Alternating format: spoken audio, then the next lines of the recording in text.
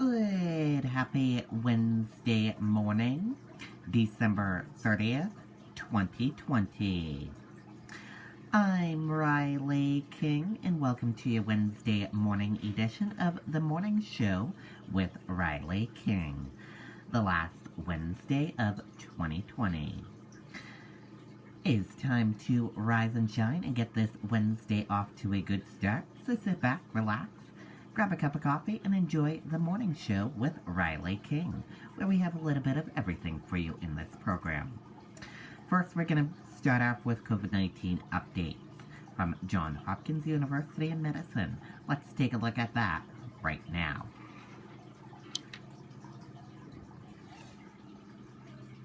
And here is a look at that information for all of you right now. Your global cases are 82,073,267. U.S. cases are 19,515,528. Global deaths are 1,792,581. U.S. deaths are 338,656. That is a look at your COVID-19 updates from Johns Hopkins University and Medicine. Now, let's get to your news. China clamps down in hidden hunt for coronavirus origins. Top Chinese officials quietly ordered strict controls on all COVID-19 research in the country. Internal documents obtained by the AP shows lacking the search for the origins of the virus in secrecy. Nashville bombing suspect possibly interested in various conspiracy theories, sources say. A 2019 police report said a woman claimed Warner was building bombs in his RV.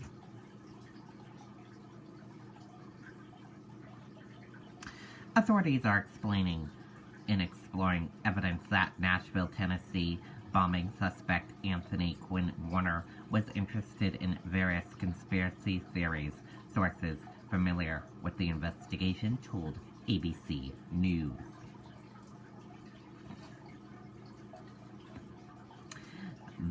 Virus surge swamping hospitals promotes indefinite lockdown.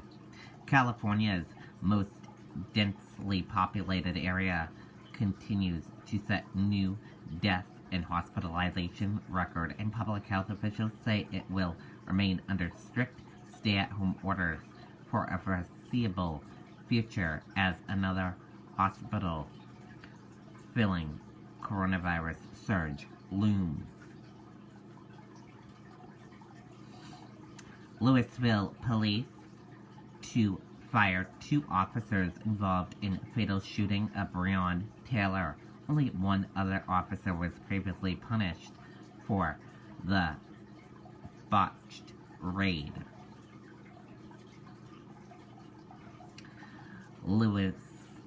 Louisiana Congressman-elect Luke Lettelow dies of COVID-19. He was 41 years old. And we're going to switch gears and take a look at your business news. Stock features rise as market tries to reclaim record highs in final days of 2020. U.S. stock index features were slightly higher in early morning trading on Wednesday as the market tried to reclaim record highs in the final days of 2020. And we're going to switch gears now. Let's take a look at your weather. And here's a look at the weather across the United States for all of you right now. As you can see over New Hampshire here, you're seeing freezing rain possible. Also around up here in Chicago and Toronto area, freezing rain possible with a mixed precipitation. And then in the green here, this is all rain with high pressures and a low pressure here. And in the white parts here, you're seeing snow. But all in this whole section here is all dry in that part of the United States. And that is a look at your weather across the United States for today.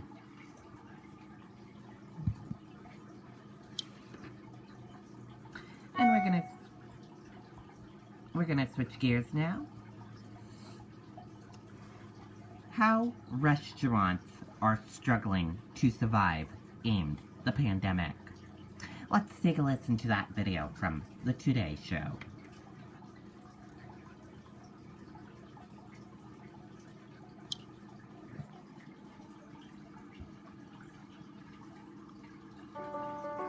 Danny Myers built an empire bringing people together around good food and drink. New York's Gramercy Tavern, The Modern, and the Shake Shack chain among his creations. But even this giant of the restaurant world is shaken by how the pandemic has ravaged the industry. This is an industry that has to come back. I really think we are the spark plug of whatever economic recovery we have, as well as whatever emotional recovery this country is going to have. Restaurants are on track to lose more than $240 billion this year. I think that every independent restaurant across this country would have to say, look, we did our part to try to keep this country safe by shutting down over this past year. But what we can't do is end up insolvent when the whole thing is done. Are restaurants being asked to bear an unfair burden in this crisis? I think restaurants are not being asked to bear an unfair burden in terms of doing their part to keep this country safe. But they are not being recognized appropriately by the federal government in terms of the economic demise that many, many, many are facing. Can restaurants survive on takeout, delivery, and outdoor dining? I don't think so. I am amazed and impressed and gratified by the entrepreneurial spirit that restaurateurs have. We have learned how to do things that were never part of our bailiwick. We will do anything it takes to stay in business and pay rent for one more day if we possibly can. But it's no way to make a living. Even reinvention is not enough. Myers Union Square Hospitality Group has cut its staff by 90%. History and celebrity are no defense. San Francisco's breathtaking Cliff House closing at the end of the year, blaming the virus and a contract dispute with the National Park Service. New York's iconic 21 Club announcing its last call. This is classic New York. This is where New Yorkers have come for so many years to do business, to do social life, to do things like I did with my wife when we had our wedding reception back in the 1980s at 21. I feel today like we've lost a piece of our character. You know, you walk into 21 and it smells like New York. It sounds like New York. It tastes like New York. And for that reason, I just feel like 21 will come back. But it'll come back when New York comes back. But that may be months away. Danny, where's the hope here? The hope is people. People are always going to crave being with people. And they're always going to crave the joy that comes from a well-served meal in a really good restaurant. To gather and celebrate safely once again. For today, Ann Thompson, NBC News. In addition to those restaurants that are part of the fabric of our respective communities in our country, the sheer number of jobs that have been lost as a result, it's really hard to get your head around. The ripple effect of just one restaurant closing is just devastating. So, but they'll come back. Yes, they'll certainly come will. back. Okay, and there you go on that video. So try to support your local restaurants during this pandemic. Do takeout if you can. And we're going to switch gears now. Let's go into entertainment news. And in today's entertainment news, Reese Witherspoon reacts to Ryan Phillips' 2002 Oscar moment. Sorry about that one. Let's take a look at that video from E! News.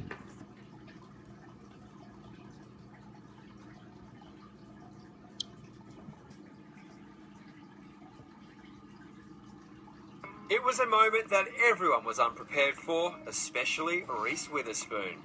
On a recent episode of the HFPA and Conversation podcast, Reese is reminded of a moment from the 2002 Oscars when her then husband Ryan Philippe made a comment about Reese's salary. It all started when Reese was on stage presenting an award with Ryan, when he said Reese should speak before him, as he put it at the time, she made more money than he does. As Reese reminisced about this moment, she reveals on the podcast that Ryan's comment totally caught her off guard. That moment, you're reminding me of that. I forgot that ever happened, but you're right. He did say that, and no, it wasn't scripted, and didn't tell me he was going to say that before it happened on air. So I was a little bit flummoxed in the moment, too. Reese went on to say that to this day, she still doesn't know what led Ryan to say that. However, that memory turned the conversation into an interesting discussion, where Reese touched on the pressures women face once they reach financial success. There's so few women that make a lot of money, that sometimes they're shamed for it, and sometimes they are expected to give more and do more and be more to others in the same position that, say, a male movie star would not be expected to. But I do think gender norms have changed quite a bit since that moment in 2000 or something. Reese also goes on to talk about financial independence and opened up about a moment when her daughter Ava came home in tears after feeling embarrassed when a classmate told her that Reese was one of the highest paid actresses in Hollywood. In that moment, Reese gave her daughter a powerful lesson. And I said, don't ever feel ashamed. Don't ever feel ashamed of a woman making money. There are women all over this world who don't have an opportunity or an education or the ability to make money. And the more women who make more money will give more money away, will take care of their societies, will take care of their communities, will do more with that money. So don't ever feel bad about your mom making money, and don't ever feel bad if you make money. And don't be embarrassed or ashamed if it's more than your partner. This isn't the first time Reese has touched on the importance of being able to openly discuss one's finances, and it likely won't be the last.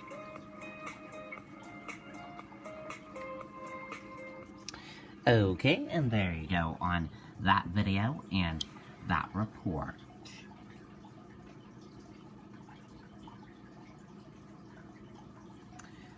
Halsey apologizes for pic of her body with eating disorder. Let's take a listen to that video from Access Hollywood.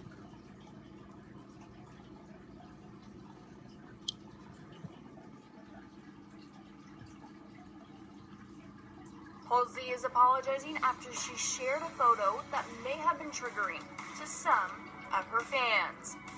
The singer recently participated in the popular Post a Photo of Trend on Instagram, and a fan asked to see, quote, you at your lowest point.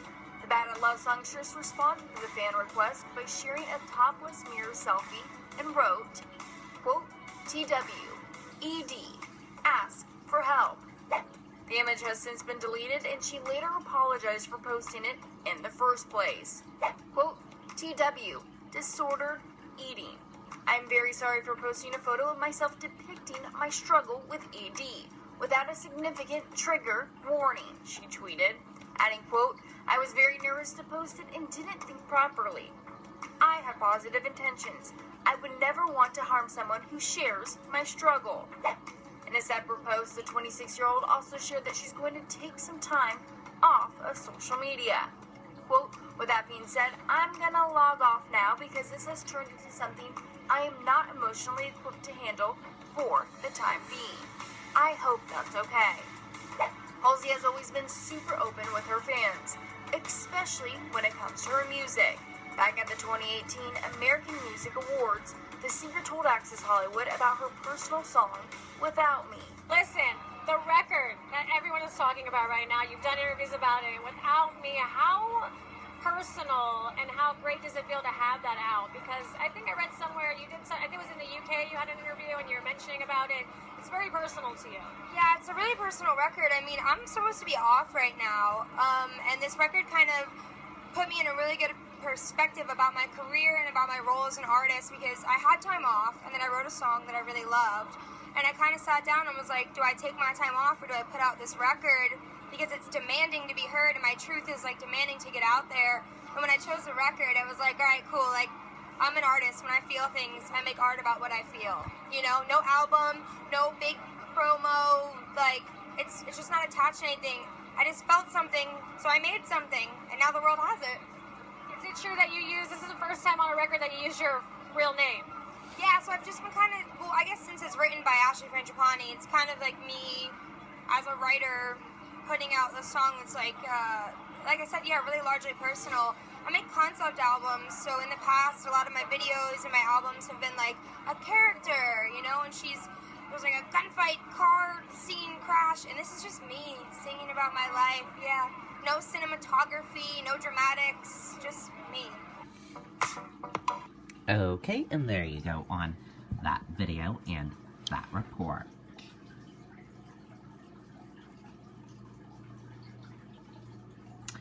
And let's take a look at the celebrity birthdays for today. And happy birthday to all of these celebrities. We hope they have a wonderful birthday and a wonderful day. Ellie Goulding, 34. Happy birthday to her. Tiger Woods, 45. Happy birthday to him. We hope they have a great birthday and a great day today. And thank you for joining us for this Wednesday morning edition of The Morning Show with Riley King. Have a great rest of your day, everyone, and see you back here tomorrow for another edition of The Morning Show with Riley King. And see you back here later on today with more news coverage. Goodbye, everyone. Have a great day.